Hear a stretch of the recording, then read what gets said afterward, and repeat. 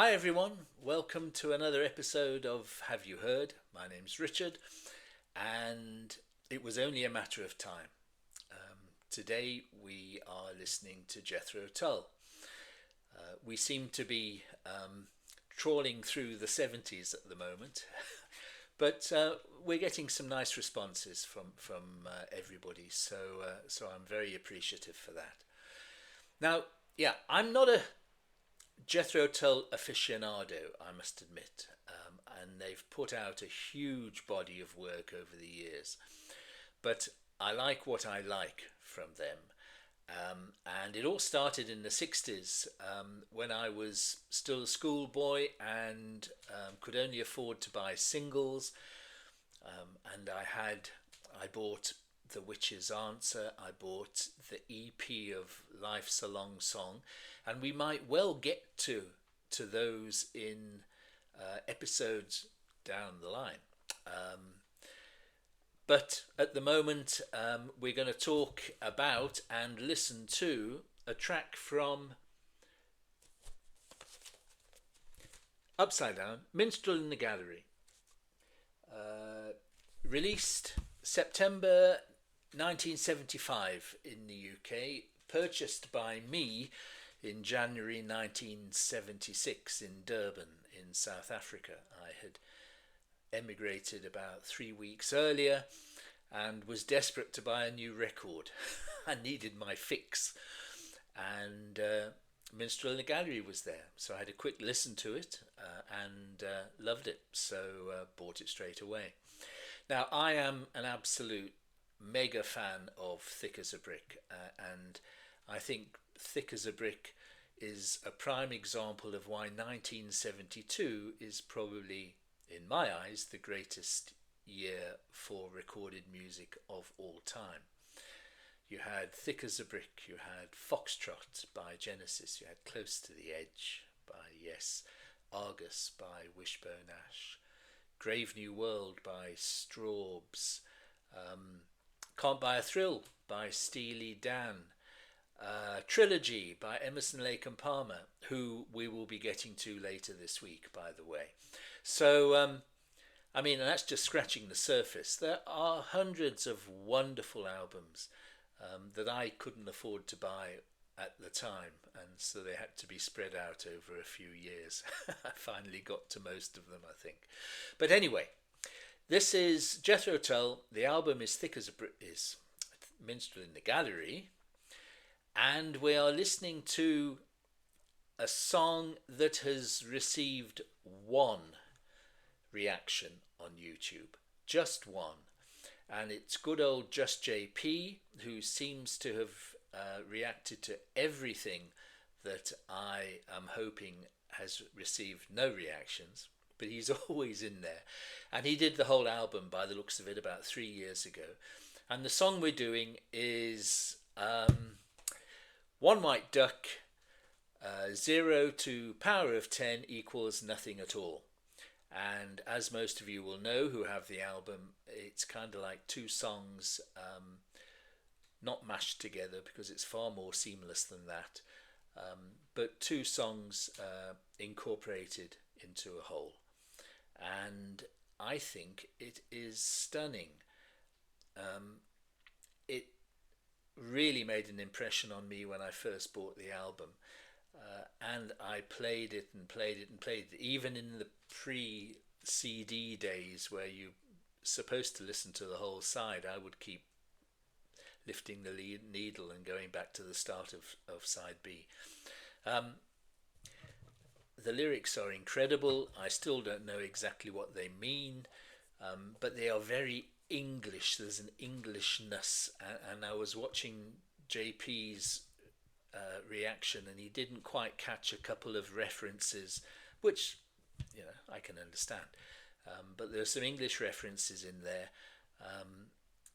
But what an arrangement! Acoustic guitar, orchestra, or strings, and Ian Anderson's voice, and it is amazing. So we're going to listen to it now. I've waffled on for far too long. So here we go. Jethro Tull. 1, 2, 3.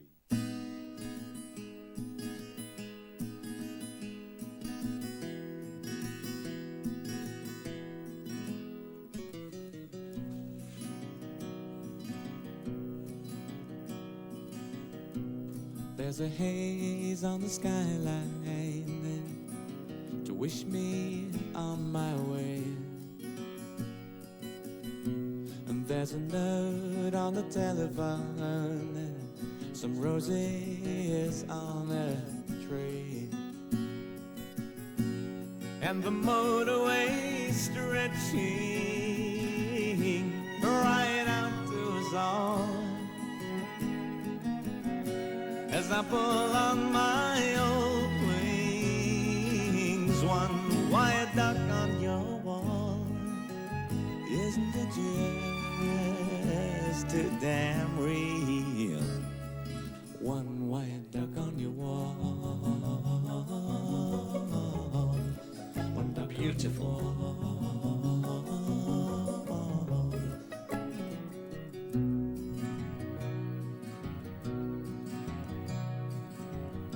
I'll catch a ride on your violin, strung up on your bow,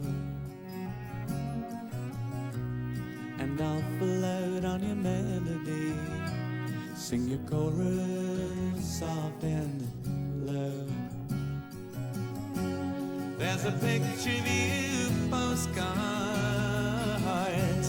to say that I called. You can see from the fireplace one white duck on your wall. Isn't it just too damn real? One white duck on your wall. One duck on your wall. One duck on your wall.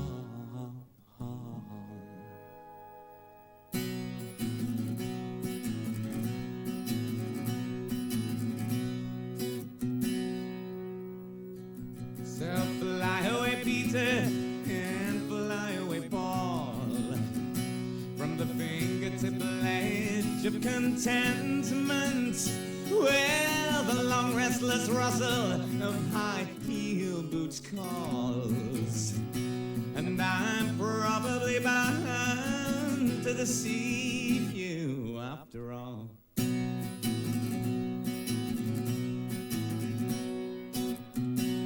Something must be wrong with me and my brain if I'm so patently unrewarding.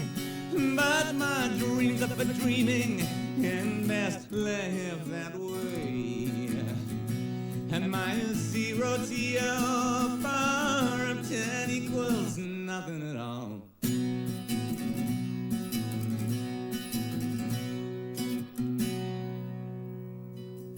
There's no double lock defense, there's no chain on my door, and I'm available for consultation.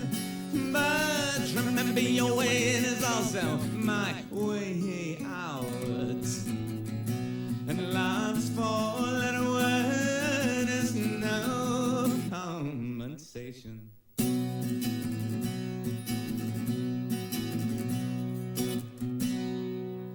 Well, I'm the black haystack handler, I'm a waiter on skates. So don't you jump to your foreskin conclusion, 'cause I'm up to my deaf ears in cold breakfast trays. To be clear before I can dine on your sweet Sunday lunch confusion.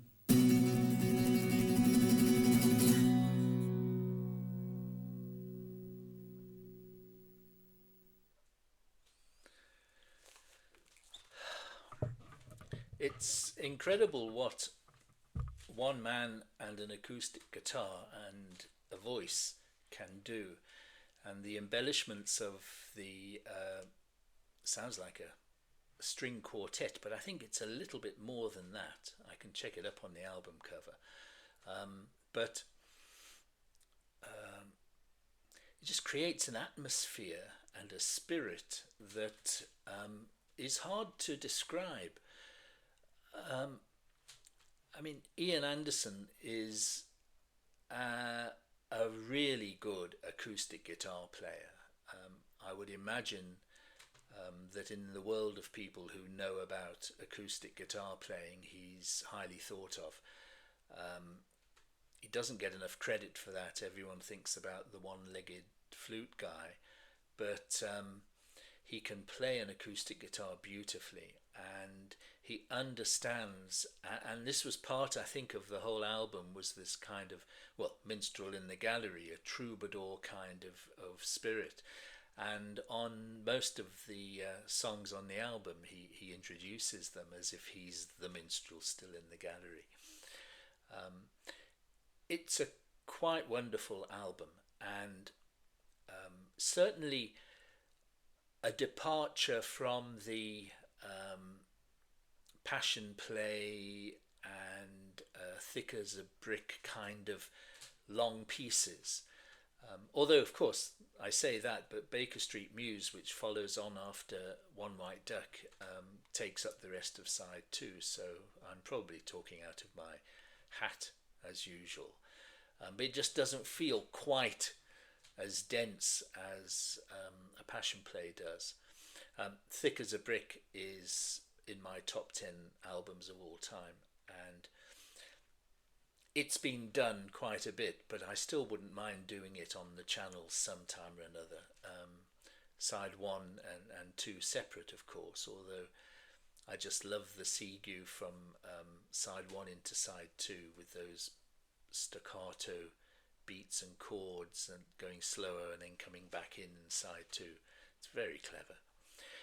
But yeah, I'm a Jethro Tull fan of the stuff I like Jethro Tull, and I must admit there are quite a few albums that I haven't heard or listened to properly, and it would be interesting on the comments to hear people's suggestions, because I do like to investigate stuff I haven't heard. There's so much music in the world, isn't there, that you can't hear everything. But if I've missed anything good, recommendations would be wonderful. Thank you very much. The lyrics. The One White Duck is a reference to the British way of life in the 60s and up to the mid-70s, probably a little bit beyond as well, I should think. Every household, particularly of a certain generation, would have ducks on the wall. Often three, actually, flying in formation, one a little bit higher than the other. And it seemed to be that you were a good, safe household and family if you had three ducks on a wall. This is one duck. Whether that means anything, I'm not too sure. But I imagine that he's talking about himself as somebody who is there but isn't particularly appreciated by the lady he's singing to. My 0 to your power of 10 equals nothing at all. I think he's saying that she is much more worthy perhaps than he is, and he's not up to the task of being the correct companion for her. I don't know. We're all guessing, aren't we? But it's fun to think about the lyrics and think what they could actually mean. All I know is that the music is absolutely beautiful. It's a wonderful song. It's a weird title, and nobody on YouTube is listening to it. So we're correcting that a little bit today. So thank you very much for listening. And it would be wonderful for me if you gave the video a like and subscribed. I think this is number 25, the video. I was thinking last night that I should have numbered them from number 1, like the Daily Doug did. But it's a bit late now. I haven't done any of that. But I think we're number 25. And Subscriber numbers are slowly improving every day, and so are the views and the likes, and I am truly thankful. I'm having such a wonderful time. I wished I'd done this a good few years earlier, but I sat back and thought, I wonder what it would be like, and didn't do anything. Now I'm glad I'd started. So thank you very much again. Like, subscribe, put comments, please. I love the comments. When I see some comments come through, I get very excited. It's really good, and I'm really appreciative of everybody's support. So thank you. And I'll see you in the next video, which should come up tomorrow, I should think. Until then, bye everybody.